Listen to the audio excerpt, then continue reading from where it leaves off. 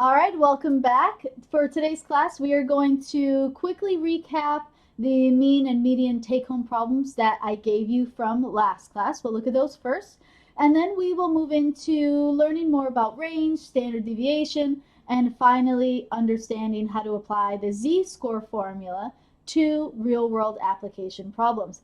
That will conclude all of 096. Okay, so let's take a look, finish our notes today. All right, let's do it.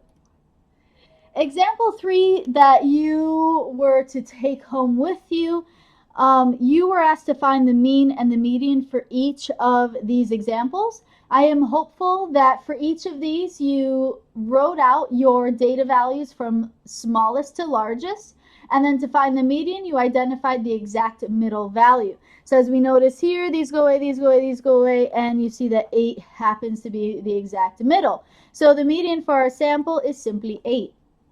In order to find the mean, we know that that is the average of all of the numbers. So you're going to add each of these values up and you divide by the total number of values you had. You should have had 7.7.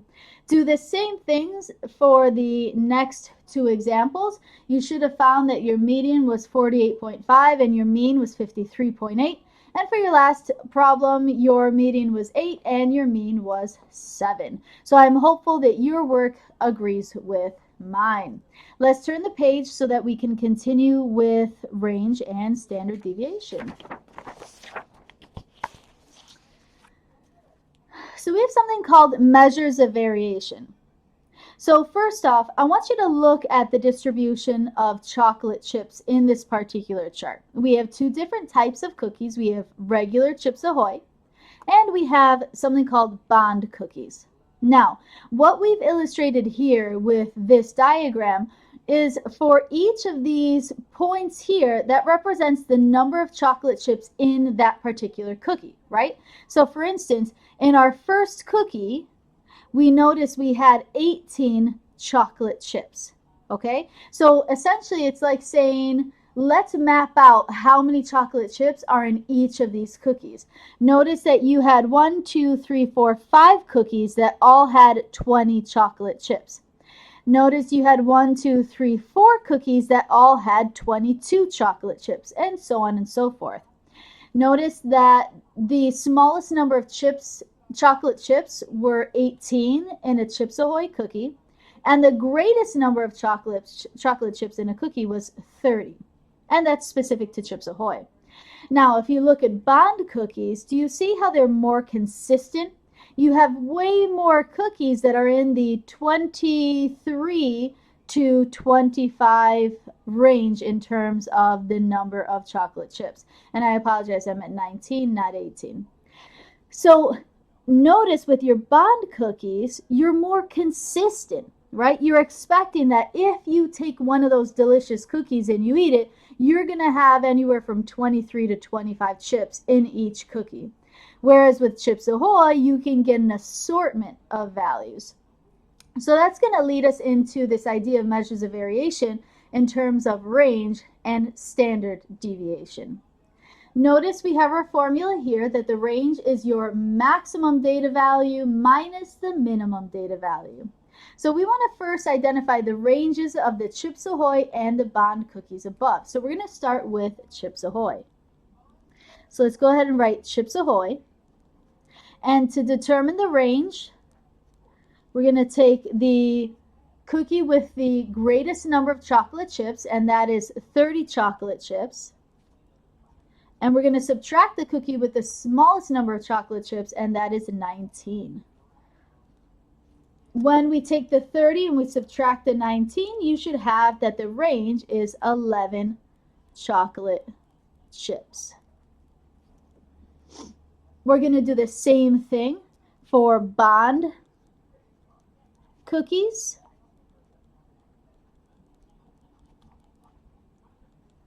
Notice the range will go as high as 25 chocolate chips to as low as 23 chocolate chips, so the range is 2.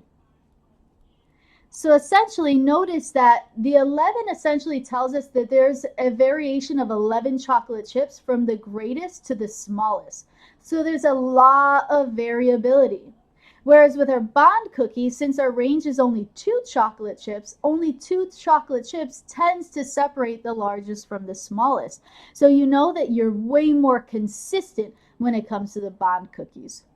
Hopefully that idea of range is very clear in terms of describing the spread of the data. Next, standard deviation is a measure of the spread of the data that incorporates the distance that each data point is from the mean of the data set. That's very, very important. Standard deviation is essentially telling us how far are we from the mean. Okay?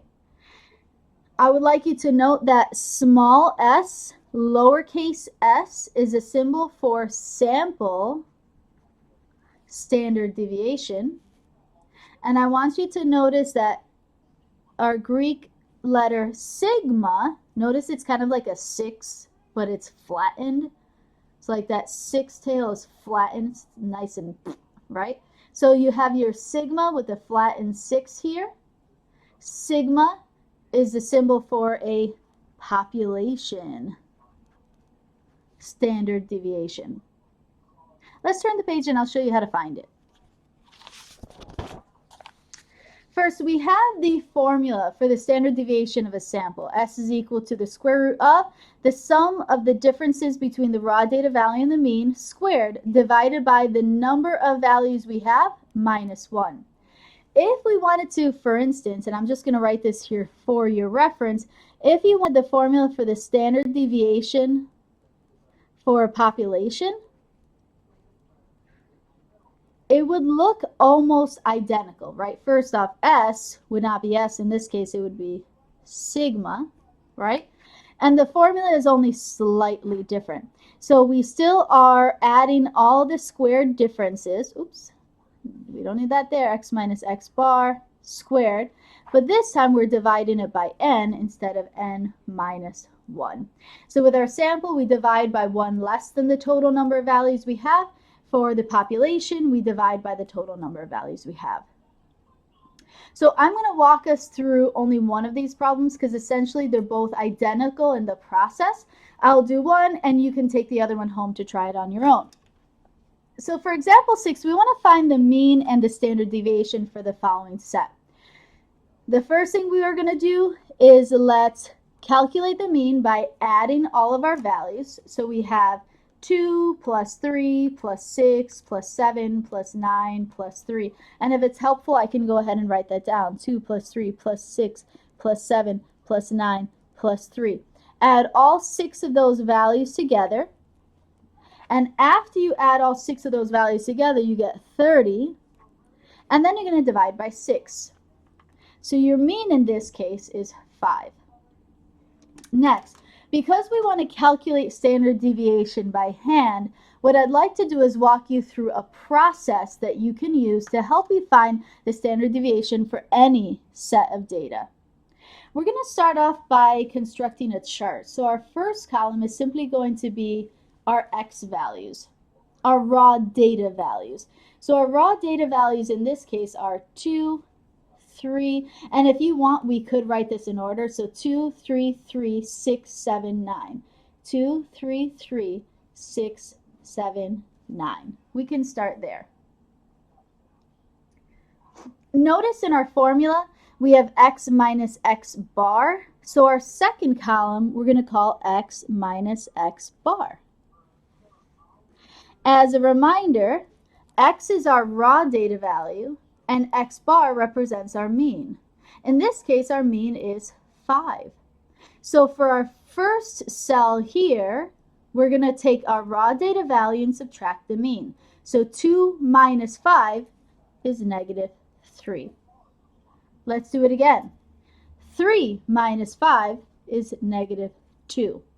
3 minus 5 is negative 2.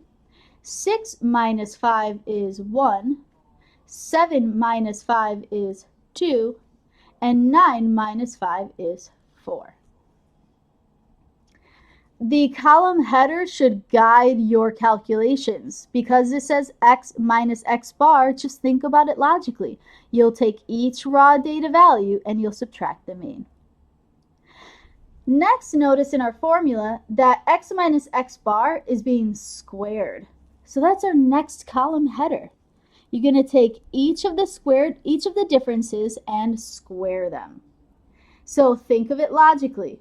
Negative 3 times negative 3, well, that has to be a positive, right? So negative 3 times negative 3 is positive 9. Negative 2 times negative 2, positive 4.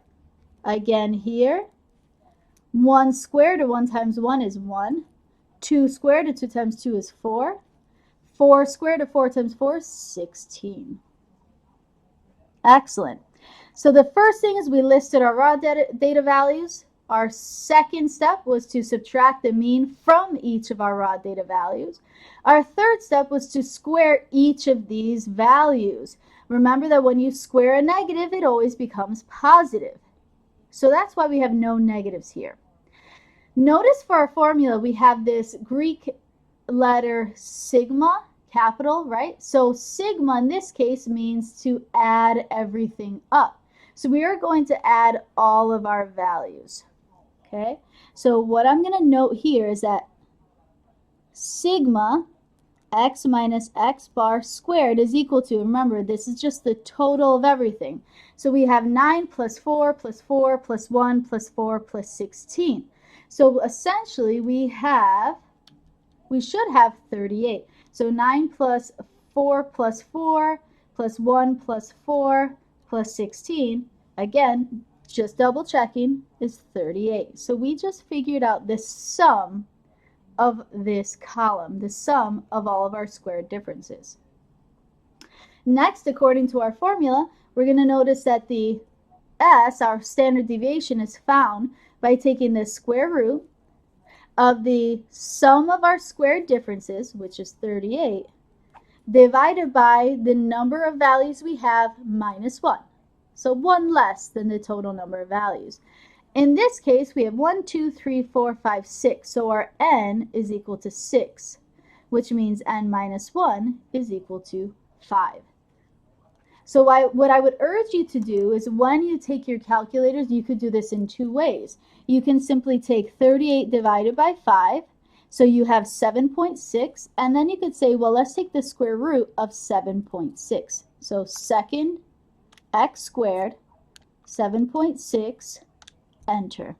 So we have just found that the standard deviation, and let's say we round to the nearest tenth, so our standard deviation is 2.8. And there you have your solution. At home, I would like you to follow this same format, this same exact process. For example, number 7. So I'm going to write at home. Okay? Another way of punching this in is you can say, let's do the square root. So second x squared, that's how you get the square root. Notice you see the square root key above my x squared button. So the square root of, and then we could put 38 divided by 5 and then close the set of parentheses. So this way our calculator knows we're taking the square root of this value, 38 divided by 5. Press enter, and that gives us 2.8. Okay? Wonderful. As always, if you have any questions about this process, feel free to ask. Nicole, hopefully that answered your question. If it didn't, please be more specific with that question so I can look at what it is that you're trying to figure out. Okay. In terms of n, recall that n is the number of values. So we had 1, 2, 3, 4, 5, 6 values in our set. We had 6 values in our data set. So n minus 1 means 1 less. Perfect. So you will do example number 7 at home. For number 7, you also need to find the mean and the standard deviation for the following sample data set. So we have 12, 7, 9, 5, 6, 7, 10. Give that your best shot. Let's see how you do. And just for your reference, consider that n, the number of values in your set, You just have to count how many number of values. So in this case, we have 1, 2, 3, 4, 5, 6, 7. So n in this case is 7. And I want you to take it from there. And no problem, Nicole. Perfect. Let's turn the page. Next, let's talk about measures of relative position. So we have something called the z-score. It's also called the standardized score. So your z-score in words is essentially when you take your data value and you subtract the mean, and then you divide it by the standard deviation. Now the cool thing is that the formula does not change. The notation does if you're talking about a sample versus a population. So for your reference, if you're working with a sample, you know that the mean is x bar and your standard deviation is s. For a population, you note that your mean is mu and your standard deviation is sigma. But the idea is here. So I want you to really think about this. To find the z-score, you're going to take your data value, whatever that is, you're going to subtract the mean, and then you're going to divide by the standard deviation, whatever that value is. I also want you to consider that implies that we have 1, 2, 3, 4 unknowns in your equation. As long as I give you any 3 of the 4 unknowns, you can always find the 4th.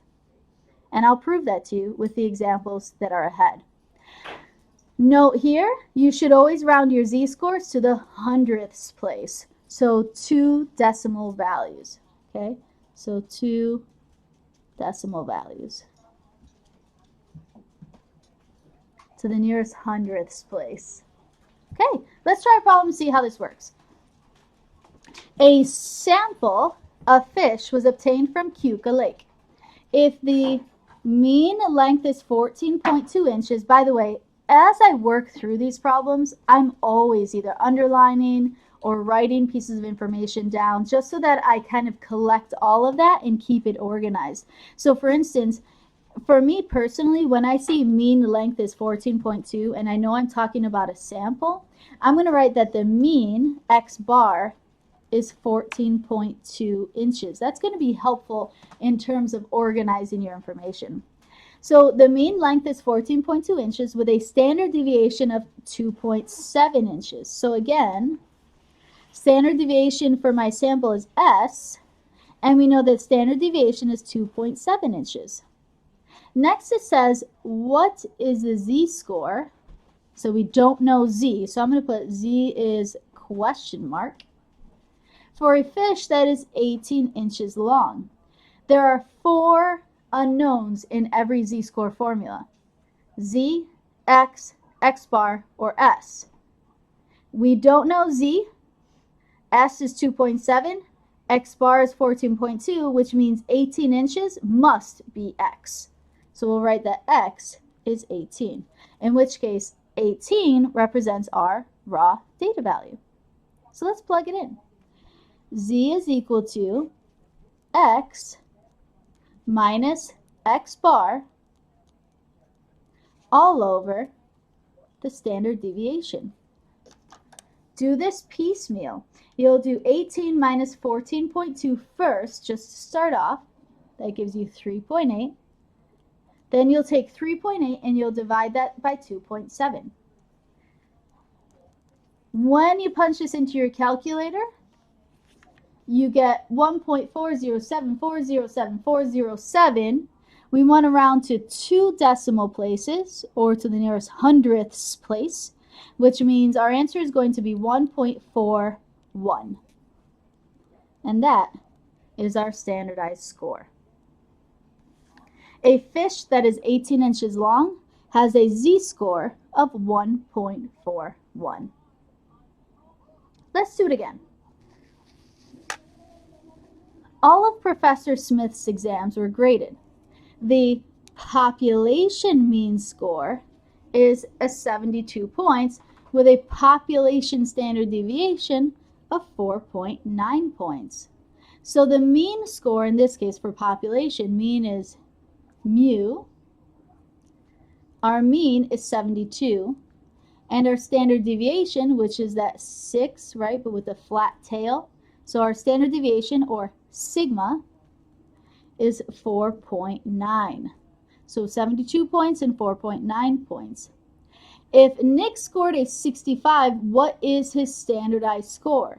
We know that z-score is also called standardized score. So that means z is unknown. We don't know it.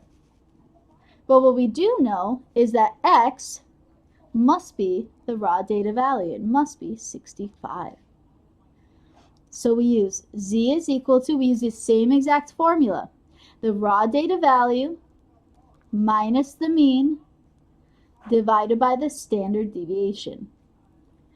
Even though we have different notation here for mean and standard deviation, that doesn't change the formula.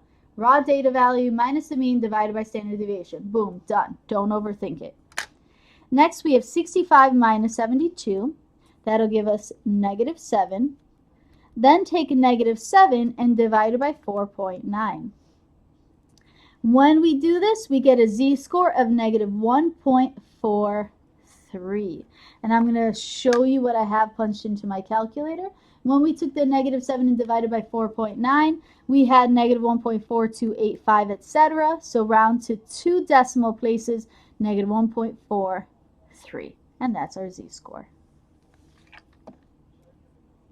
Excellent. Let's turn the page, try some more problems. Number 10. Bill earned a 1240 on the SATs where the population mean, again, see how I'm going to underline everything, where the population mean was a 1050 with a standard deviation of 100 points. Ted earned a 27 on the ACTs where the population mean was a 21 with a standard deviation of 2.8. Who has a higher standardized score? Now, the cool thing is once you figure out who has the higher standardized score, essentially it tells you who did better on their respective assessments. While you know and you're probably thinking the SATs are very different from the ACTs, we are standardizing them so that way we can compare apples to oranges. We're essentially putting them on the same scale. By standardizing them, we're looking at them in terms of z-scores, so we're able to say, okay, who did better than who? Let's take a look.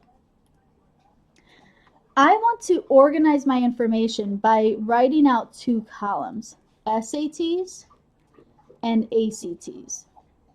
For my SATs, I know that my population mean was a 1050. And I know that my standard deviation was 100. We also know that Bill earned a 1240 on his SATs. So his raw score was 1240, which means we don't know Z. Now I want to go to the ACTs. According to our information, we know the mean is 21 and the standard deviation is 2.8. We're also told that Ted earned a 27, so his raw score on the ACT was a 27, which means we need to calculate our z-score. So, according to our formula, we have z is equal to x minus the mean divided by the standard deviation. Let's compute the numerator. So we have 1240 minus 1050. That gives us 190. And then 190 divided by 100, well, that gives us a z-score of 1.9. Let's do the same thing, but this time for Ted, who took the ACTs instead of the SATs. Z is equal to his raw value minus the mean divided by the standard deviation. 27 minus 21, well, that's just going to give us 6. And then we're going to take this 6 and divide by 2.8. That gives you a z-score of 2.14. Here we we had 1.9. Because we round z-scores to the nearest hundredths place, there is no second value in our hundredths place, so I'm just going to write 0. Bill's standardized score was a 1.90, and Ted's standardized score was a 2.14. So, according to our calculations, Ted had the higher standardized score.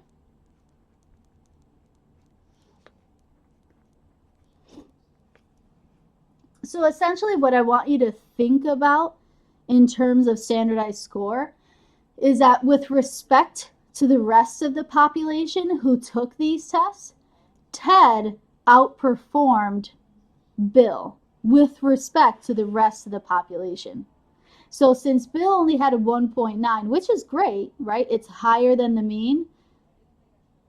Ted earned a much higher score with respect to the rest of the population. So Ted did better with respect to the rest of the population. Hopefully that's clear. Let's look at number 11. The mean height of 10-year-old American girls is 54.5 inches with a standard deviation of 1.89 inches. If Janine has a standardized height of z is equal to negative 1.46, what is her height? And we want to round to the nearest tenth. So as you read through this problem, I notice the first thing you guys are saying is that the mean height is 54.5 inches. Now remember, we're talking about 10-year-old American girls, so is this a sample or a population? If you said population, you are correct. So we know that the mean height, mu, is 54.5 inches with a standard deviation of 1.89 inches. So sigma is 1.89 inches. Now Janine, one person in particular, has a standardized height of z is equal to negative 1.46. So z equals negative 1.46. Essentially what this implies is that Janine is shorter than the average 10-year-old girl. What I would like to kind of illustrate to you very briefly is that all of these z-scores are based on something called the normal curve, where your mean, your median, and your mode are the center of the data. So your mean is here at 0, your z-score of 0. And you'll essentially look at the spread of data with your z-scores ranging anywhere from -4 to +4. But as we illustrated, we look from the scale -3 to +3. But obviously you can have values in either tail. Okay, so visually this is what it would look like. So if Janine has a height of z equals -1.46, Janine is approximately here, which means if the mean is a z-score of 0, then she's shorter than the average 10-year-old girl. She falls below. Her height falls below that of the average. Hopefully the visual is helpful. Which means when it says what is her height, that means we don't know x. So we're going to use the same formula, except this time, and I'm going to rewrite the formula just so that you have it, except this time we don't know our raw data value. So let's plug in our information. Z is -1.46. Our x, we don't know it, it's unknown. We know our mean is 54.5, and we know our standard deviation is 1.89. So at this point, all we have to do is solve. What I would urge you to consider is that we actually have a proportion.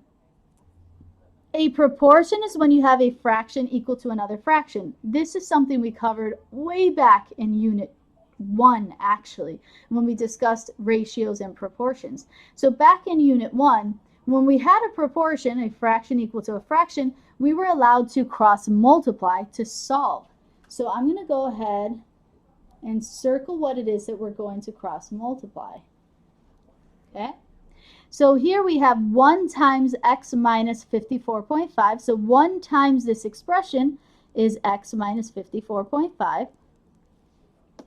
And then we have in our other bubble negative 1.46 times 1.89. Negative 1.46 times 1.89 gives me negative 2.7594. I'm not going to round yet. I want to wait to round until I'm all the way finished. So next I'm going to add the 54.5.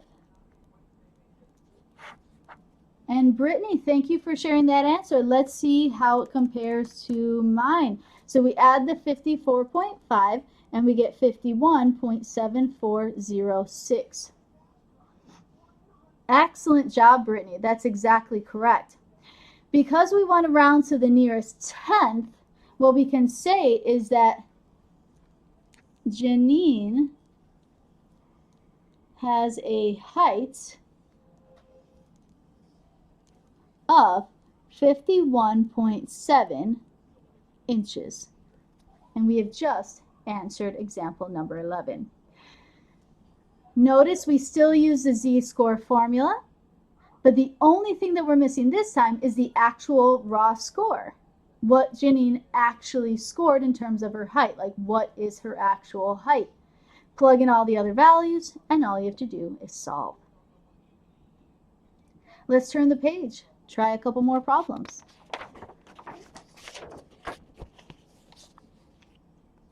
Number 12. The mean weight of an adult Labrador Retriever is 72.3 pounds.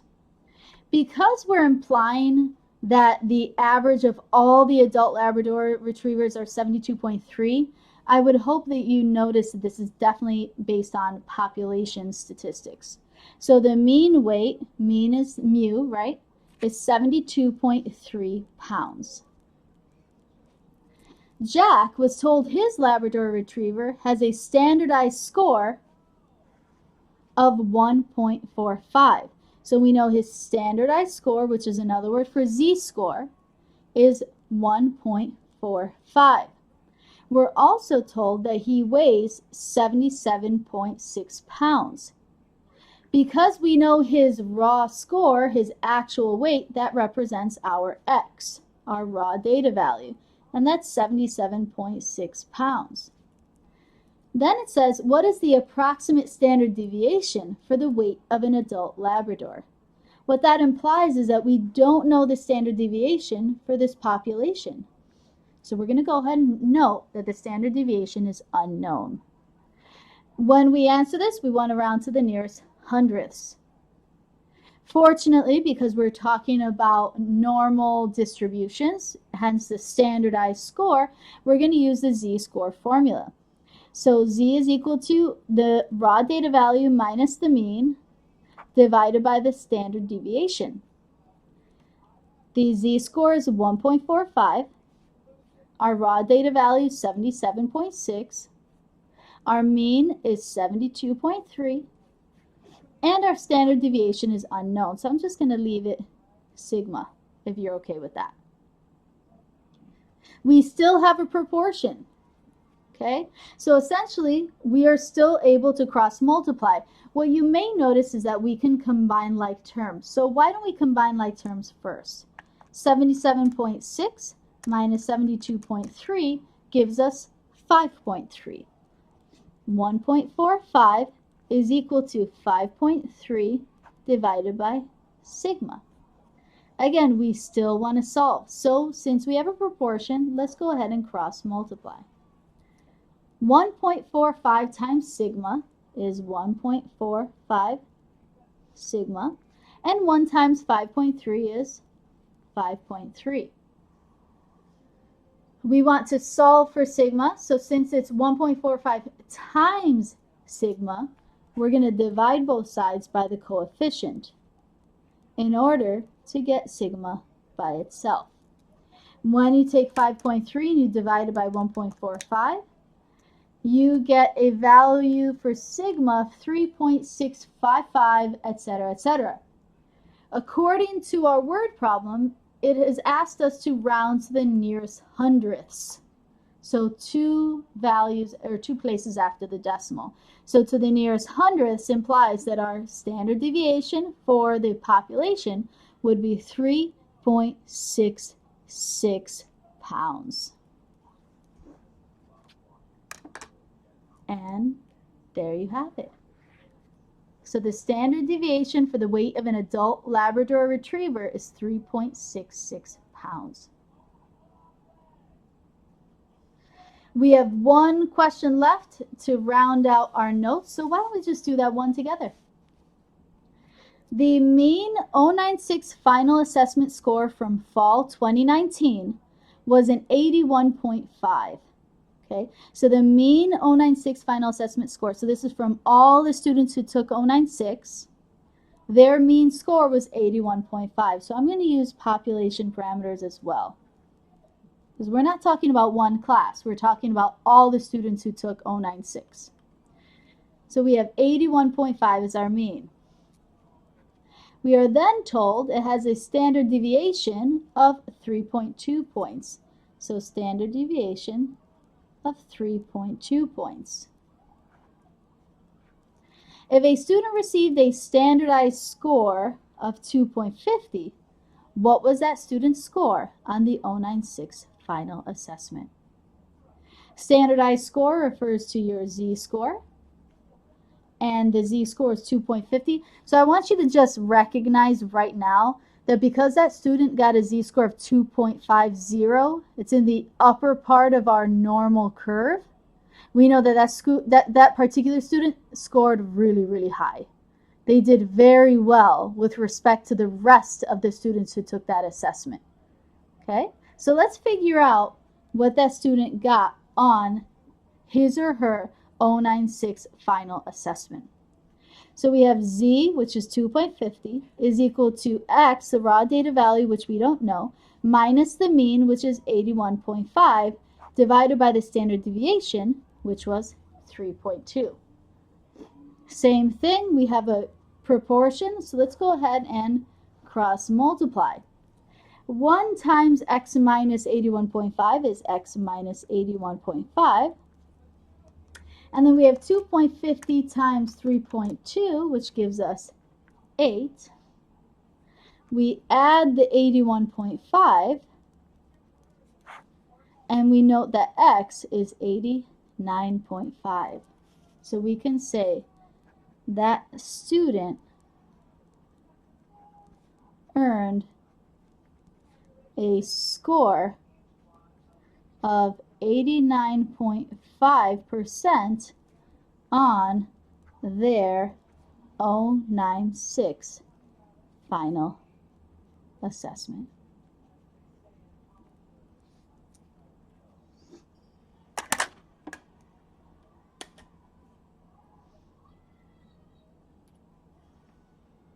We are done.